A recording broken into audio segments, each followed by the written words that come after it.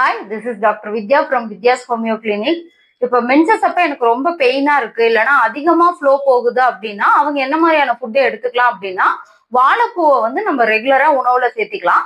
வாரத்துல ஒரு நாளோ இல்ல 2 நாளோ வாழைப்பூவை நம்ம கட் பண்ணி பொரியல் மாதிரி செஞ்சு சாப்பிடலாம். இல்லைன்னா அடிச்சு மோர் கலந்து ஜூஸ் எடுத்தும் குடிக்கலாம்.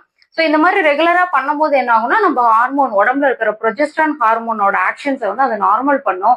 ஸோ மென்சுரல் கிராம்ஸும் நல்லா குறையும். அப்புறம் ஓவர் ப்ளீடிங் சமயம் ப்ளீடிங் போய்கிட்டு இருக்கும் போதே நம்ம இந்த ஜூஸை குடிச்சோம் அப்படின்னா நம்மளுக்கு ப்ளீடிங்கும் நல்லா கண்ட்ரோல் ஆக ஆரம்பிக்கும்.